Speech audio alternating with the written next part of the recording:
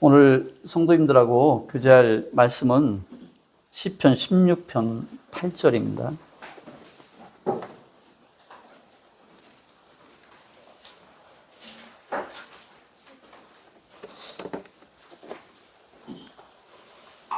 제가 읽겠습니다. 내가 여호와를 항상 내 앞에 모심이여 그가 내 우편에 계심으로 내가 요동치 아니하리로다.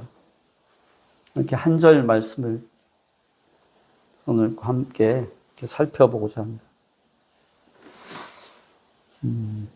오늘 이 본문이 포함된 시편 16편의 제목은 다윗의 믹담 이렇게 되어 있습니다. 이 믹담이라는 것은 이 비문, 덮다, 가리우다라는 뜻도 있지만 조각하다, 새기다, 이렇게 각인시키다 이런 뜻도 있다고 합니다. 그러니까 이 조각하여서 마음을 담아서 한 글자 한 글자를 새겨 넣듯이 이렇게 돌판에 철필로 글자 하나를 새겨 넣듯이 이렇게 각인된 말씀. 다시 얘기하면 가치 있고 너무 중요해서 그러한 메시지가 들어있는 그러한 시편이라는 것입니다. 그것이 이제 믹담의 뜻이 그렇다는 겁니다.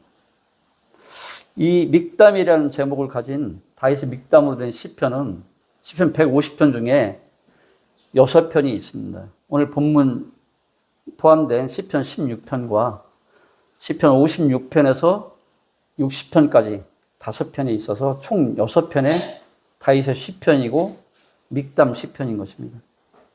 기념비에 금 글자를 이렇게 새기듯이 쓰여졌다고 해서 다윗의 금 시편들, 황금의 시라고도 아마 옛날 성경에는 그렇게 기록해 있는 것을 볼 수 있습니다. 그만큼 귀하다는 것입니다. 그래서 루터는 이 시편들을 금으로 된 보석으로 이렇게 표현했다고 합니다. 성도님께서 오늘 교제를 끝나고 집에 돌아가시면 나머지 56편에서 60편까지 이 5편의 이 믹담의 시편들을 한번 살펴보므로 이게 귀한 가치 있는 중요한 메시지가 들어있다는 거기 때문에 그 안에 있는 귀중한 진리들을 발견하고 마음에 새겨서 이 각자의 믹담이 있는 그러한 삶이 되시길 원하는 그런 마음이 있습니다. 내가 여호와를 항상 내 앞에 모심이여 그가 내 우편에 계심으로 내가 요동치 아니하리로다. 오늘 이 짧은 한 구절의 말씀에서 시편 16편의 저자인 다윗은 자신이 어떻게 유경 가운데에서도 미래를 직면했는지 그 위대한 비밀을 우리에게 펼쳐 보여주고 있습니다. 우리가 성경 다음으로 그리스도인의 삶에 유익을 주는 것은 다른 그리스도인의 삶을 관찰해보고 연구해보는 것일 것입니다. 특히 시편 16편은 하나님의 아들인 예수 그리스도, 메시아의 오심을 예언하는 메시아적 시편으로 분류합니다. 우리는 이 시편이 주님의 부활과 연결되어서 신약 성경에도 인용된 것을 확인해 볼 수 있습니다. 잠깐 사도행전 2장 25절에서 28절을 저희가 한번 보겠습니다. 사도행전 2장 25절에서 28절입니다. 다윗이 저를 가리켜 가로되 내가 항상 내 앞에 계신 주를 배웠으며 나로 요동치 않게 하기 위하여 그가 내 우편에 계시도다. 이러므로 내 마음이 기뻐하였고 내 입술도 즐거워하였으며 육체는 희망에 거하리니 이는 내 영혼을 음부에 버리지 아니하시며 주의 거룩한 자로 썩음을 당치 않게 하실 것이미로다. 주께서 생명의 길로 내게 보이셨으니 주의 앞에서 나로 기쁨이 충만하게 하시리로다 하였으니. 이 말씀은 여러분 잘 아시다시피 오순절날 베드로의 설교에서 나온 겁니다. 시편 16편 8절에서 11절, 오늘 이 16편을 그리스도의 부활을 가리키는 말씀으로 인용해서 설교에 베드로가 설교한 것입니다. 아시다시피 이날 3,000명의 영혼이 구원을 받지 않습니까? 뿐만 아니라 피시디아 안디옥에서 사도 바울에 의해서도 인용된 적이 있습니다. 13장 35절에 보면 주의 거룩한 자로 썩음을 당하지 않게 하시리라 하셨느니라. 그러므로 이 시편 16편에서 다윗은 자신에 대해서 기록했을 뿐만 아니라 한 선지자로서 앞으로 오실 분, 하나님의 아들 메시아에 관해서 썼기 때문에 이 시편에 기록된 말들은 우리가 읽을 때에 주님을 묘사하고 있는 것이라는 것을 염두에 두고 살펴볼 필요가 있습니다. 특히 오늘 본문 8절은 다윗 왕의 삶의 비결뿐만 아니라 예수 그리스도 하나님의 아들이 이 땅에 오셔서 주님께서 어떻게 인간으로서 사셨는지 그 삶의 실제와 비결을 묘사하고 있는 것이라고도 볼 수 있습니다. 내가 여호와를 항상 내 앞에 모시며, 주님은 그렇게 사셨습니다. 복음서에서 주님의 삶을 살펴보게 되면 그것이 사실인 것을 우리는 발견할 수 있습니다. 주님의 기도의 삶을 한번 살펴보십시오. 기도하시기 위해서 새벽에 일찍 일어나서 가셨고 또 밤을 새워 기도하신 적도 있습니다. 그런 주님의 모습을 우리는 복음서에서 보게 됩니다. 주님께서는 많은 시간을 기도로 보내셨습니다. 예수님은 하나님 아버지를 항상 그분 앞에 모시고 사셨던 것입니다. 주님이 육체로 이 땅 가운데 거하실 때 그렇게 사셨다는 것을 우리는 복음서를 통해서 분명히 알 수 있습니다. 주님은 항상 하나님을 바라보셨다는 것입니다. 주님은 하나님 아버지를 위해 사셨고 그분의 뜻대로 그분에 의해서 사셨습니다. 그러므로 우리는 오늘 이 시편을 대하면서 이 세상에 사는 삶에서 가장 중요한 성도의 삶의 법칙과 원리를 우리는 오늘 16편에서 찾아볼 수 있게 되는 것입니다. 또한 먼저대 그리스도인들, 그들의 삶을 들여다보면 하나님의 은혜를 크게 체험한 사람들, 특히 하나님에 의해 특별하게 쓰임을 받은 사람들의 두드러진 특징과 특색도 바로 그것이었다는 것입니다. 그분을, 하나님을 앞에 모시고 그랬다는 것을 우리는 쉽게 전기들을 통해서 확인할 수 있습니다. 내가 여호와를 항상 내 앞에 모시며 그가 나의 오른쪽에 계심으로 내가 흔들리지 아니하리로다. 믹담이 한 글자 한 글자에 마음을 담아서 이렇게 써내려간 거라고 하지 않습니까? 우리는 오늘 이 16편 8절의 말씀을 정말 우리 마음 가운데 한 단어 한 단어를 마음속에 그 뜻을 잘 살펴보므로 새겨둘 필요가 있다고 생각합니다. 시편 16편의 기자인 다윗은 지금 하나님의 임재하심을 인식하면서 살 것이다라고 얘기하시는 겁니다. 여호와를 항상 내 앞에 모시며 그렇게 한다면 나는 흔들리지 않을 것이다라고 자신의 신앙 고백을 하고 있는 것입니다. 어떤 상태에서 하고 있는 것입니까? 지금? 자신의 극심한 고난 가운데에서 이런 고백을 지금 이러한 위대한 신앙 고백을 하고 있는 것입니다. 죽음까지도 생각할 수 있는 정확한 사유는 몰라요, 우리가. 그 상황에서 이런 고백을 지금 하고 있는 것입니다. 다윗은 오늘 8절에서 하나님을 모신다는 아주 특별한 표현을 사용하고 있습니다. 어떻게 미약한 인간이 죽을 수밖에 없는 우리 사람이 하나님을 모실 수 있단 말입니까? 우리가 그분을 조정할 수 있는 게 아니지 않습니까? 그러면 여기서 다윗이 진정으로 말하려는 것은 하나님의 임재하심 가운데 자신을 둔다는 것입니다. 그것이 하나님을 모신다는 표현인 것입니다.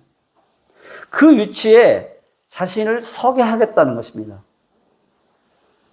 둔다, 서게 한다. 뭐가 느껴지십니까? 어떤 의지 같은 것들이 느껴지지 않습니까? 그래서 모신다는 것은 단호한 결심을 동반하는 것입니다. 의지의 한 행동을 내포하고 매우 확실한 결정을 의미하는 것입니다. 그것이 여기 다윗이 표현한 모신다는 의미일 것입니다. 내 앞에 주님을 모신다는 뜻은 이 묵상, 생각하는 묵상의 기술로 나에 대해서 그리고 나와 하나님과의 관계에 대해서 하나님이 속성에 대해서 이렇게 자신을 생각함으로 이 묵상은 자신을 채우는 것이라고 하지 않습니까? 명상은 자신을 비우는 거라고 하잖아요. 이 채우는 것, 생각함으로 이 회상의 기술, 이 묵상함으로 구체적이고 좀 더 실제적인 행동을 우리가 뭔가를 이런 생각을 해야 된다는 것입니다. 그래서 하나님과 나의 관계에서 의식적으로 명백하게 의도적으로 해야 된다는 것입니다. 내 자신에게, 내 자신을 향해서 그것이 내 앞에 주님을 모신다는 뜻이라는 것입니다. 우리가 아침에 눈을 뜨게 되면 어떻게들 하루를 시작하세요? 주로 우리 성도님들이 성경을 열거나 아니면 묵상집을 통해서 성경을 열거나, 저 같은 경우도 묵상집을 통해서 성경을 여는 건데, 그 어떤 것도 생각하기 전에 나 자신에게 한번 상기시켜야 된다는 것입니다. 내가 누구냐는 거예요. 내가 하루를 시작할 때 나는 하나님의 자녀라는 것을, 사람을 만나거나 일을 시작하기 전에 그걸 먼저 생각을 해야 된다는 거예요. 하나님이 나를 알고 있는 그런 존재라는 것, 내가. 그리고 나는 하나님께 속한 자라는 것, 그것을 반드시 생각해야 된다는 것입니다. 우리가 아침에 일어나면 오늘 하루 있을 일들을 이렇게 생각하지 않습니까? 그런 생각들이 밀려옵니다. 시험도 오고, 또 의심들도 오고, 또 어떤 일들의 경우에는 약간의 이렇게 부담으로, 두려움으로 올 수도 있습니다.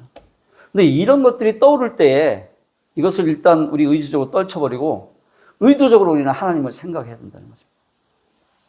하나님과 나의 관계를, 그것을 상기해야 된다는 것입니다. 그리고 하나님의 임재 가운데 우리 자신을 자꾸 놓으려고 이러한 노력을, 임재를 훈련해야 된다는 것입니다. 여러분들 잘 아시는 그 5만 번의 기도응답 고아의 아버지로 불리는 조지 물러 형제님이, 우리 모임의 형제님이 초창기이시지 않습니까? 그 형제님이 이런 말씀을 하셨다고 합니다. 하루를 시작할 때에 하나님을 만나기 전에 절대로 사람들을 만나지 말라. 사람을 만나기 전에, 일을 대하기 전에 반드시 하나님을 먼저 만나라는 것입니다. 그리고 일터에 나가고, 그리고 뭔가 가정 일도 시작하라는 것입니다. 그것이 가장 먼저라는 것입니다. 다른 말로 표현해 보면은, 하나님이 누구신지, 하나님이 누구십니까, 여러분? 하나님은 스스로 계신 분입니다. 자존자이십니다. 그리고 실제로 보이지 않지만 존재하신 분입니다. 그리고 초월자십니다. 우리가 하나님이 초월자라는 것을 잘 생각할 필요가 있어요. 이 초월자라는 것은 우리에게 엄청난 유리를 주는 것입니다. 우리가 어려울 때, 남들이 보이지 않는 골방에 있을 때도 하나님이 초월자이시기 때문에 동시에 여러 군데에 다 있을 수 있는 것입니다. 시간과 공간을 초월한 분이시기 때문에. 하나님이 누구신지를, 그 하나님의 속성을 우리는 아침마다 무시로 생각할 필요가 있다는 것입니다. 하나님은 그저 철학적인 그런 용어의 표현이 아니고 실존하시는 분이셨어요. 우리가 믿음이 무엇입니까, 여러분? 믿음은 보이지 않는 그분을, 하지만 존재하시는 그분을, 보이지 않지만 보이지도 않고 존재하지 않는 그분을 믿는 것, 그건 맹목적인 믿음입니다. 하지만 보이진 않지만 존재하시는, 실존하시는 그분을 마치 눈앞에 있는 것처럼 실제로 이 땅 가운데, 우리가 삶 가운데, 성도의 삶 가운데 누리면서 사는 것, 그것이 믿음이지 않습니까? 하나님은 실존하신 분이라는 것을, 그리고 그분은 인격적인 분이시라는 것. 그래서 나는 그분의 임재하심에 들어가기를 원한다. 그리고 그분을 만나고 싶고, 그분으로부터 나의 삶의 모든 문제를 공급받고 싶다. 또 지혜를 가져오고 싶다. 또 그분으로 인해서 기쁨 가운데 거하고 싶다. 이런 생각을, 그분과 친교를 나누고 교제를 가지고에 대해서, 그것이 오늘 다윗이 얘기하는 내가 여호와를 항상 내 앞에 모신다는 그런 의미일 것입니다. 그런데 이게 막연하게 내가 의지적으로만 하나님 앞에, 하나님의 임재 가운데 내 자신을 놓으려고 한다고 잘 안 되는 게 사실인데요. 우리가 연약한 육신이 있기 때문에, 그래서 사실은 가장 좋은 방법은 하나님의 말씀을 펼치는 겁니다. 사실 이거보다 더 좋은 방법은 없는 것 같습니다. 성경 안에서 하나님께서는 자신을 나타내고 계시지 않습니까? 그렇게 되기 때문에 성경을 여는 것이 하나님을 모시는 것, 내가 하나님의 임재 가운데 내 자신을 갖다 놓는 게 가장 좋은 것은 사실은 말씀을 펼치는 겁니다. 말씀을 펼치는 순간 세상의 잡념들이 사라지고, 그 안에서 하나님이 계시되기 때문에, 하나님이 자신을 나타내기 때문에 하나님 앞에 우리의 마음과 생각들이 놓여질 수 있다는 것입니다. 성경을 읽음으로써 우리는 하나님에 관한 지식을 얻게 되지 않습니까? 또 성경을 통해서 하나님 자신과 우리에 대해서 나와 있습니다. 우리에 대해서 알게 되는 것입니다. 그럼 우리는 성경을, 계시는 하나님의 말씀인 성경을 더 많이 읽고, 더 많이 알고, 더 많이 가장 중요한 것, 묵상을 해야 되는 것입니다. 그러면은 하나님께 더 많이 하나님의 임재하심 가운데 거할 수 있다는 것입니다. 이 성경은 정기적으로 성경 읽는 시간을 우리가 정해놓고 가져야 된다는 것입니다. 그건 의지적으로 해야 되는 부분입니다. 그래서 성경을 펼쳐서 여기 조금 읽다가 또 시편 조금 읽고 또 복음서 조금 읽고 이런 식으로 읽지 말고, 물론 수요 모임에 우리가 교제하는 데는 쭉 가야 되겠지만 그거와 무관하게 성경 전체를 놓고 창세기부터 쭉 해서 요한계시록까지 이렇게 성경을 매년 최소 한 번 정도는 이렇게 읽어야 한다고 말씀들을 많이 하십니다. 또 어떤 형제님의 경우에는 제가 직접 들은 건데 1년에 성경을 한 번도 읽지 않는 사람은 정말 스스로 부끄러운 줄 알라고 이렇게 좀 심하게 과하게 말씀하시는 분도 사실 들어본 적이 있습니다. 근데 사실은 그 형제님도 그만큼 그것이 중요하고 성도를 위하는 마음으로 그런 말씀을 하셨다, 이런 생각이 들어요. 말씀을 대하는 것만큼 여호와를 내가 내 앞에 모시는 방법이 가장 좋은 것이 말씀을 여는 거예요. 눈을 떴을 때 의지적으로 말씀을 열어야 된다는 것입니다. 어떤 방법을 선택하든지 성경을 우리는 읽어야 됩니다. 하나님의 말씀을 청종하라. 그러면 그분의 임재 속에 들어가서 성경을 읽음으로써 여호와를 내 앞에 모실 수 있는 그러한 확률과 시간들이 많아지는 것입니다. 주님을 내 앞에, 하나님의 임재 앞에 내 자신을 놓는데 좋은 또 한 가지 방법이 무엇이 있을까요? 아마 기도일 것입니다. 여러분도 아시다시피 기도는 하나님과 대화하는 것입니다. 하나님께 이야기하는 것입니다. 내가 그분의 음성을 듣는 것입니다. 전능자이고 전지하신 분, 내 호흡을 주관하시는 그분과 얘기하는 것입니다. 그분의 내 필요를 알 뿐만 아니라 그분을 아는 것입니다. 그런 방법이 하나님을 우리 앞에 모시는 것일 것입니다. 우리가 경건한 그리스도의 삶에 관한 전기들을 이렇게 보지 않습니까? 그러면 그들이 그렇게 정말 그 어려운 시기에도 고난까지 살 수 있었던 것은 여호와를 항상 앞에 모셨기 때문에, 항상 주님의 임재 가운데에 자신을 두었기 때문임을 우리는 발견하게 됩니다. 그들이 병을 앓거나 때로는 사랑하는 사람을 잃어버릴 수도 있습니다. 큰 슬픔 가운데 또 평온함을 잃고 이렇게 불안한 경우도 있습니다. 그런 경우에도 그들의 삶에서 이 환경을 초월해서 큰 기쁨과 찬송과 가사를 쓸 정도로 그런 평강이 존재하고 있는 것을 우리는 그 믿음의 선진들의 전기를 통해서 볼 수 있습니다. 이들의 삶의 비결은 하루하루 많은 시간을 성경 읽는 것과 말씀을 대하는 것과 주님을 대하는 것, 기도하는 것으로 보낸 것을 우리는 분명, 이것은 공통된 사항입니다. 어떤 한 분도 예외가 있는 경우는 있지 않는 것을 보게 됩니다. 그리고 실제로 이 믿음의 연한이 제 개인적인 경험으로도 더해가면 더해갈수록 이런저런 좋은 말들이 믿음 안에서 많이들 해요. 근데 결국 남는 거 보면은 딱 두 단어밖에 말씀과 기도밖에 없는 것 같아요. 이 말씀과 기도가 성도의 삶에서 충분하고 필요한 필요 충분 조건임을 시간이 가면 갈수록 알게 됩니다. 성도와의 교제라든가 많은 선한 일들이 있지만 결국에 보면 말씀과 기도인 것 같아요. 그래서 시간이 가면 갈수록, 그래도 한번 생각을 저도 해봐요. 제가 나이 80이 먹고 앞으로 한 20년쯤 후에 과연 나에게 뭐가 남아있을까 한번 생각해요. 선생님들 한번 잘 생각해 보셔야 됩니다. 저는 이 생각은 많이 해요. 제가 보면은 나이가 드신 성도님들을 대할 때 제가 가장 부러운 거는 딱 한 가지에 보면 그분이 말씀을, 하나님을 많이 아는 것. 그거 외에 부러운 거 하나도 없는 것을 보게 돼요. 그것이 가장 부러워요. 그분의 재산이라든가 사회적 지위 이런 것들은 아무것도 아니에요. 80 먹으면 은퇴하고 이제 주님 나라 갈 날 얼마 안 남을 거 하나도 없다고 봐요.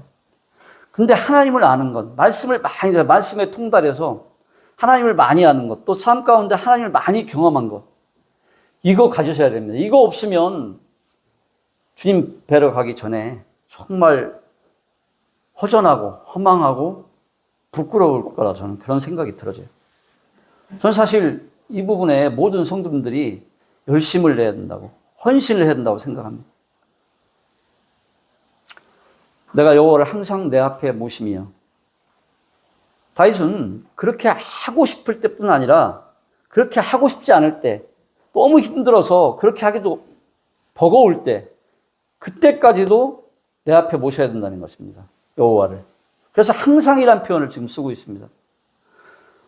오히려 주님을 우리가 참으로 모셔야 할 때는, 주님의 임재 가운데 꼭 있어야 될 때는 우리가 하고 싶지 않을 때일 수도 있습니다. 오히려 더 그때 우리가 삶 가운데 메마르고 황무지처럼 불모지처럼 느껴질 때가 있지 않습니까? 이 사방으로 다 쌓인 것 같은, 아무데도 보이지 않는 그런 경우가 있지 않습니까? 사면 초과할 때, 지쳐서 낙심될 때, 바로 그때 우리는 고개를 들어서 하늘을 봐야 되는 거죠. 그리고 그분을 바라보고 그분의 임재 가운데 내 자신을 둬야 되는 것입니다. 어차피 사면은 막혀 있습니다. 하늘만 열려 있는 것입니다. 하나님을 의도적으로 우리 앞에 모시고 찾음으로 하나님의 임재의 놀라운 체험을 우리는 경험할 수 있는 것입니다. 우리가 대부분 고난 가운데, 고난은 대부분 하나님을 바라보게 하는 것 같습니다.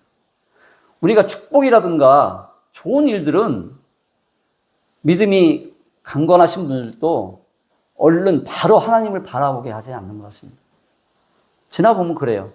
좋은 일이 있을 때 하나님께 감사가 먼저 돼야 되는데, 감사는 짧게 입을 하고 그 좋은 것을 즐기는데 우리는 많은 시간들.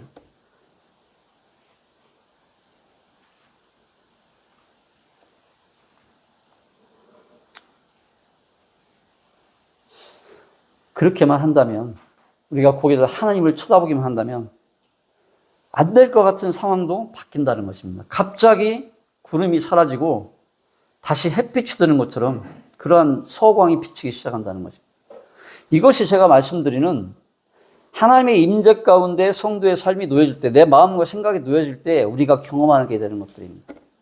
이것이 바로 제가 여러 번 말씀드렸던 바늘이 가면 실이 간다는 그런 원리와도 같다고 봅니다.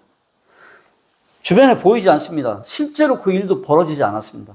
근데 내가 하나님의 임재 가운데 내가 놓여져 있어서 내 마음의 기쁨과 평안이 놓여지게 되면 하나님이 이 일을 이미 시작하셨기 때문에 반드시 실은 오게 되어 있다는 것입니다. 그것이 바늘이 움직였다는 것입니다. 거기에 우리를 항상 하나님을 바라보며 위의 것을 생각하며 그 상태를 계속 유지할 수 있어야 된다는 것입니다. 우리는 꼭 문제가 있을 때만 주님을 찾는 경향이 있습니다. 이것은 정말 비극적인 일인 것입니다. 그런 사람들은 평소에 주님을 찾지 않아도, 그런 생활을 하면서도 뭔가 어려운 일이 있으면, 잘못되면은 내가 언제든지 주님을 찾을 수 있다고 이렇게 생각하는 것입니다. 하지만 그것은 착각이고 오해인 것입니다. 그러다 결국 정말로 어려운 일이 닥쳐서 무엇인가 잘못되어 주님을 찾으면 찾을 수 없게 되는 것입니다. 감각을 잃어버렸습니다. 그래서 하나님께서 자신을 버렸다고, 내가 버려졌다고 그렇게 느끼고 당황하고 놀라는 것입니다. 그들 자신이 어디에 있는지 좀처럼 그 감각을, 하나님의 임재 가운데 놓인 적이 너무나 멀어서, 너무나 희미해서 모르는 것입니다. 왜냐하면 문제만 있을 때만 주님을 모시려 했기 때문인 것입니다. 근데 사실 하나님께서는 은혜가 많으셔서 우리가 그렇게 부끄러운 어려운 일만 있을 때만 나가도 넘어져서 거기서 쳐다봐도 사실은 손을 받치고 계시는 분이세요. 그렇지만은 항상 그런 건 아니라는 것입니다. 그렇기 때문에 우리가 하나님의 임재 가운데 그분을 항상 내 앞에 모시는 것을 상황에 관계없이 어떠한 상황에도 그렇게 해야 된다는 것입니다. 어려운 일에 직면했을 때 주님을 만나기 원한다면 우리는 그런 일이 없을 때 그분을 내 앞에 모시는, 하나님의 임재 가운데 내 자신을 두는 훈련을 해야 된다는 것입니다. 햇빛이 비치든 비가 오든지 평온하든지 폭풍이 불든지 또 내가 빈곤한 상태에 있든지 충족된 상태에 있든지 그거와 상관없이 또 실패해서 손실을 볼 때 아플 때라도 건강하니까 주님을 찾지 않는다. 건강할 때라도 항상 그렇게 해야 된다는 것입니다. 오늘 본문의 8절에서 이 항상이란 표현을 우리는 주목해야 될 단어일 것입니다. 왜냐하면 지금 다윗이 16편을 한번 지금이든 집에 가서 잘 읽어보세요. 지금 다윗이 극심한 고난 가운데 있기 때문에 더욱 이 항상이란 말의 의미가 있는 것입니다. 이 고난 가운데서 시편 기자인 다윗은 항상 여호와를 내 앞에 모신다는 이런 표현을, 이건 경험적으로 본인의 경험적으로 이런 표현을 할 수 있는 거죠. 그럼 평안할 때뿐만 아니라 고난받을 때에도 항상 변치 않는 신앙을 내가 유지하겠다고 그러한 신앙 고백을 지금 하고 있는 것입니다. 마찬가지로 오늘 본문 말씀은 우리들한테 3000년이 지난 우리들한테 지금 이 시간 우리가 그렇게 하라고, 이 땅 가운데 삶을 그렇게 살아가라고 우리는 권면을 받고 있는 것입니다. 그렇다면 우리가 주님을 항상 내 앞에 모셔야 하는 그 이유는 무엇일까요, 여러분? 우선은 하나님의 주권입니다. 그분이 주권자이시기 때문에 그렇습니다. 하나님의 주권 없이는, 그것 없이는 우리 성도에게 아무 일도 일어날 수 없습니다. 그렇기 때문에 그 주권자를 내 앞에 모셔야 되는 것입니다. 그분은 창조주 하나님이시고 전지하신 하나님, 전능하신 하나님이십니다. 우리에게 생명을 수혜했을 뿐만 아니라 우리의 호흡을 주관하시는 분이십니다. 우리의 호흡을 멈추게 하고 연장되게 하는 그분을 우리가 대면하지 않으면서 하루를 시작한다는 것은 큰 손실을 보는 것이라는 것입니다. 그리고 그분은 자존자이시고 영원히 존속하시는 영존하시는 분이십니다. 그 6절 한번 보십시오. 내게 줄로 재어준 구역은 아름다운 곳에 있으며 나의 기업이 실로 아름답다. 이 줄로 재어준 구역. 그러니까 우리가 삶 가운데 힘들 때 어떤 얘기를 합니까? 왜 하나님께서는 나한테 이러시는지, 왜 하나님한테는 나한테 저런 사람을 옆에 두셨는지 이런 얘기를 하지 않습니까? 근데 오늘 시편 기자는 뭐라고 했습니까? 하나님의 주권을 인정하라는 것입니다. 줄로 재어준 구역에 나를 놓아주는 하나님의 주권자로서의 뜻이 있을 거라는 것을 지금 시편 기자는 다윗은 고백하고 있는 것입니다. 이건 굉장히 우리한테도 중요한 것입니다. 다음으로는 내가 항상 주님 앞에 있는 그런 존재라는 것입니다. 이 성경에 보면은 하나님을 사람으로 이렇게 의인화해가지고 비유해가지고 표현한 말들이 많습니다. 스가랴 4장 10절에 보면 작은 일의 날이라고 멸시하는 자가 누구냐? 이 일곱은 온 세상에 두루다니는 여호와의 눈이라. 이렇게 사실적인 표현이 나옵니다. 하나님은 보시며 모든 것을 아신다는 것입니다. 하나님의 눈은 항상 나를 응시하고 계신 것입니다. 그렇기 때문에 내가 그분을 항상 내가 주님 앞에 있는 존재이기 때문에 그분을 모셔야 된다는 것입니다. 항상 모셔야 된다는 것입니다. 바로 이것이 나의 눈이 항상 그분을 응시하고 있어야 한다는 지혜의 본질적인 이유가 되는 것입니다. 히브리서 14장 13절에도 보면 이런 말씀이 있습니다. 지으신 것이 하나도 그 앞에 나타나지 않음이 없고 우리의 결산을 받으실 이의 눈앞에 만물이 벌거벗은 것 같이 드러나느니라. 그러니까 하나님의 시야로부터 감추어질 수 있는 것은 하나도 없다는 것입니다. 내가 여호와를 항상 내 앞에 두어야 하는 또 다른 이유는 지금 이 순간 내가 이 땅 위에 발을 딛고 있는 것이 확실한 것처럼 언젠가 우리는 하나님 앞에 반드시 확실하게 설 날이 있다는 것입니다. 우리는 그것을 자주자주 생각해야 되는 것입니다. 그렇기 때문에 주님을 항상 내 앞에 모셔야 한다는 것입니다. 언제 그날이 올지 우리는 알지 못합니다. 하지만 그날은 반드시 온다는 것, 그것은 누구도 부인할 수 없는 확실한 사실인 것입니다. 로마서 14장 12절에도 보면 우리는 그리스도의 심판대 앞에 서야 합니다. 그 자기 일을 하나님께 직고할 날이 있다는 것입니다. 내가 이 땅 가운데 세상에서 어떻게 살았는지를 하나님 앞에 서서 내가 그 산 80년에 90년의 그 삶을 직고할 날이 있다는 것입니다. 그렇기 때문에 하나님을 항상 내 앞에 모시고 살아야 된다는 것입니다. 이것은 사실은 불가피한 일일 뿐만 아니라 엄미한 요구인 것입니다. 그러게 항상 주님을 우리에게 모시고 또 그렇게 하는 것이 지혜의 근본이라는 것을 우리는 기억해야 할 것입니다. 그러면 우리가 항상 주님의 인재 가운데 우리에 두는 것, 내가 여호와를 항상 내 앞에 모심으로써 갖게 되는 그런 특권이 있을 것입니다. 특권은 무엇이냐는 것입니다. 신앙의 본질은 우리를 하나님과의 교제 안으로 인도한다는 것입니다. 믿음이 무엇입니까? 어떤 한 사람이 성령의 능력으로 하나님과 올바른 관계를 맺게 되는 것, 그것이 믿음이지 않습니까? 근데 이 믿음의 길로 나아가게 해준다는 것입니다. 하나님과의 교제 안에 살면서 동행할 수 있도록. 근데 이것이 어떻게 가능하게 됐습니까, 여러분? 우리는 이걸 오늘 어떤 형제님이 기도 가운데 말씀하셨는데, 이것이 가능하게 된 것은 이 땅 가운데 하나님이신 우리 주님께서 오셔서 사시고 십자가 위에서 우리의 죄를 담당하셨기 때문에, 그뿐만이 아니라 무덤을 이기시고 부활하심으로써, 그럼으로써 우리가 하나님께 동행하는 것이 가능해졌다는 것입니다. 이것이 그냥 딱 된 게 아니라는 것입니다. 우리는 그것을 생각할 필요가 있습니다.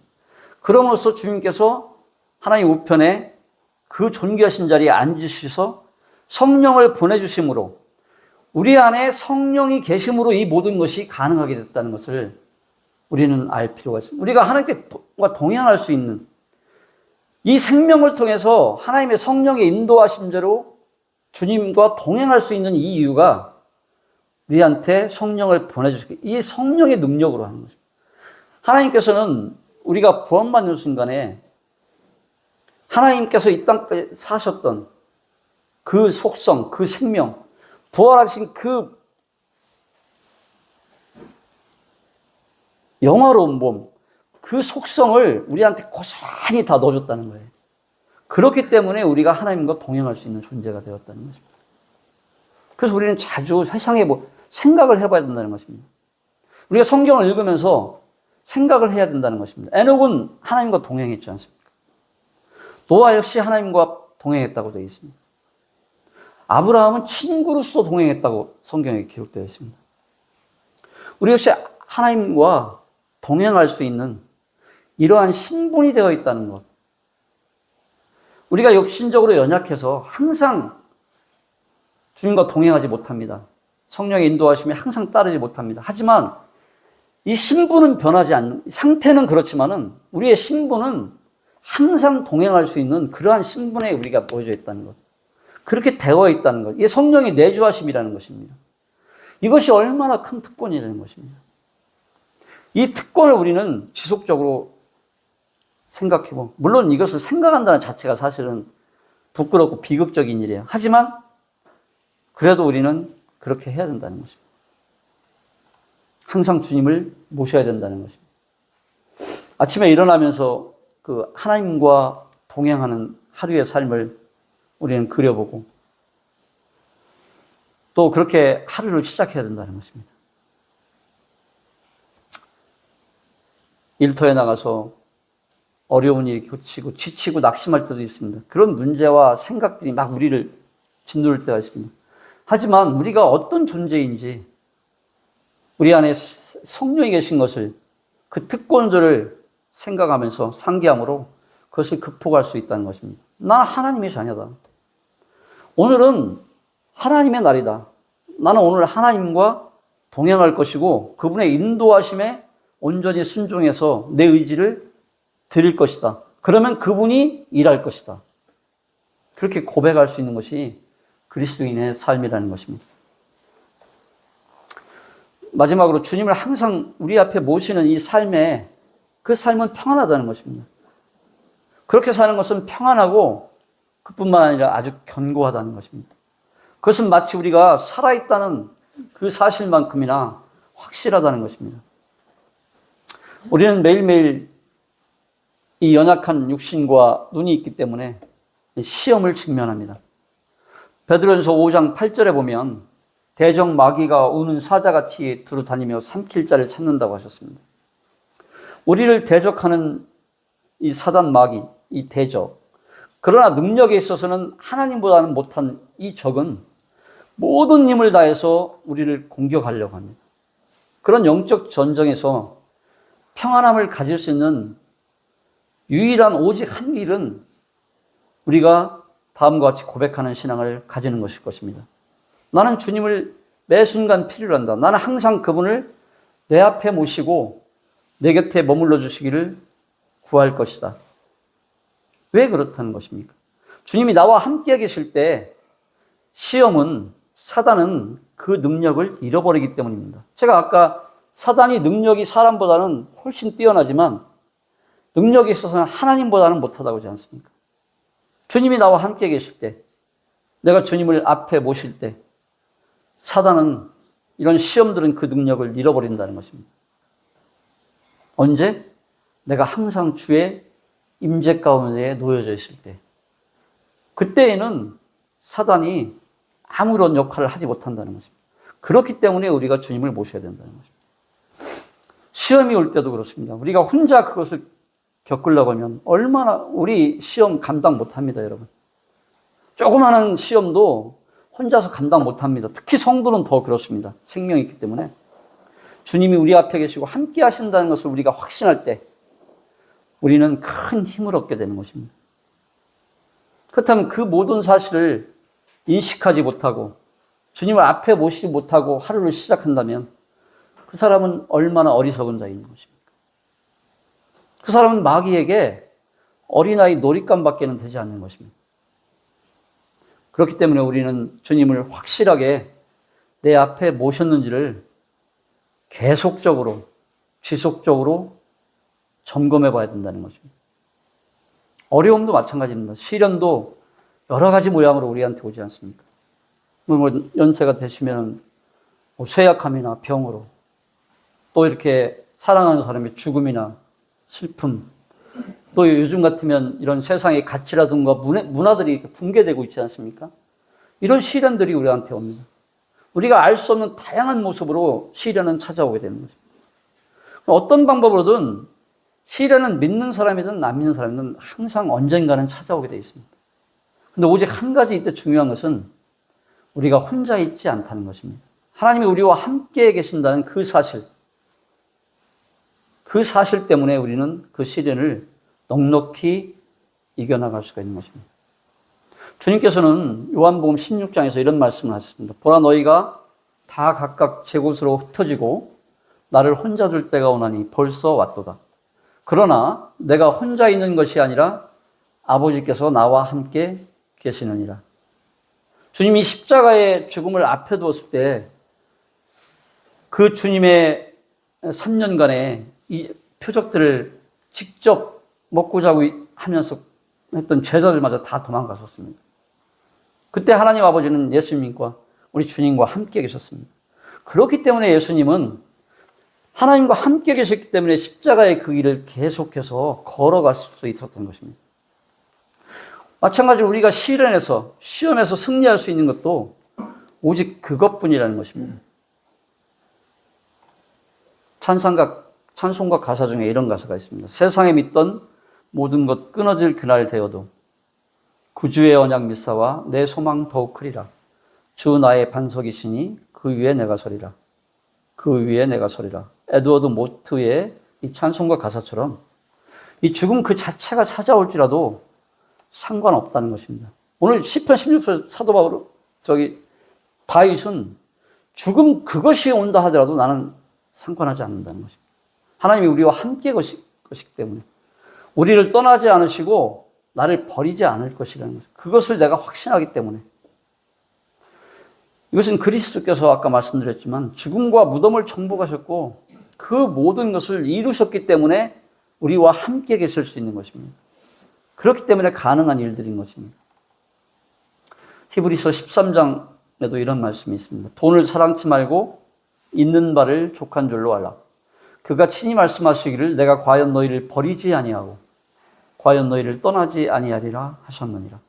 그러므로 우리가 담대히 말하되 주는 나를 돕는 자시니 내가 무서워 아니하겠노라. 사람이 내게 어찌하리요. 13장 5절 6절 말씀입니다.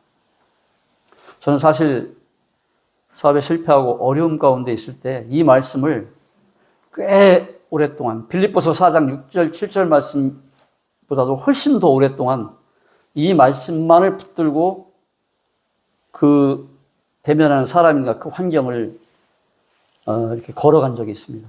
정말 위로가 되는 말씀이었습니다. 저한테는 사람이 내게 어찌하리요. 이것이 가장 큰 위로가 되었습니다.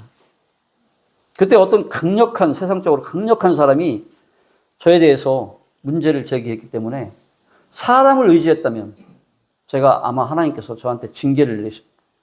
근데 저는 그때 가정 모임에 가서 내가 사람을 의지하지 않고 내 주변에도 많은 아는 사람도 있지만 하나님만 의지하겠다고 제가 선포하게 될 때에 오히려 그 사람을 저의 상대방을 하나님께서 굉장히 부끄럽게 하시는 그러한 경험을 하면서 한 거의 1년 가까이를 이 말씀을 붙들고 산 적이 있습니다. 하나님이 나와 함께 계신다는 것, 나를 지켜주신다는 것, 나를 돕는, 내가 너를 결코 떠나지 않고 내가 너를 지켜보고 있고 내 삶을 붙들고 있다는 것, 이거만큼 이런 확신이 드는 것만큼 강력한 것은 저는 없다고 보여집니다. 우리가 여호와를 항상 내 앞에 모시기를 바라고 결심한다면 그분이 우리 오른쪽에 계시기 때문에 그래서 우리는 흔들리지 아니할 것입니다. 여기 오늘 8절에 오른쪽에 계신다는 표현은 하나님께서 언제든지 도우실 수 있는 가까운 곳에 임재하여 계신다는 뜻입니다. 특히 성경에서 오른쪽은 하나님의 권세를 상징하기 때문에 따라서 오늘 이 본문의 구절은 하나님께서 우리의 강력한 보호자가 되신다는 것을 그런 의미를 내포하고 있는 것입니다. 히브리서 13장 8절에 보면 예수 그리스도는 어제나 오늘이나 영원토록 동일하시다. 이 동일하시다는 것은 신실하시다는 것입니다. 세상은 바뀝니다, 여러분. 나도 바뀝니다. 사람 바뀝니다. 하지만 그분은, 주님은 어제나 오늘이나 영원토록 신실하시다, 동일하시다는 것입니다. 그럼 우리는 어떤 상황이든지 무슨 일이 삶 가운데 놓여지든지 이 동일하신 하나님, 신실하신 주님을 항상 내 앞에 모셔야 하겠습니다. 그리고 그분을 바라보며 또 그분을 열심히 찾고 나와 함께 계셔달라고 또 그러려고 부단히 의지적으로 노력해야 된다는 것입니다. 그래서 히브리서 저자는 히브리서 11장에서 우리가 이럴 경우에 꼭 취해야 할 행동을 말씀으로 말해주고 있습니다. 11장 6절인데 하나님께 나아가는 자는 반드시 그가 계신 것과 또한 그가 자기를 열심으로 찾는 자들에게 상 주시는 이심을 믿어야 할지니라. 말씀을 정리해 보겠습니다. 오늘 16편의 저자인 다윗은 극심한 고난 가운데 내가 요동치 아니하리라고 말하고 있습니다. 그런 고백은 내가 요동치 않을 거라는 그 이유가 무엇입니까, 여러분?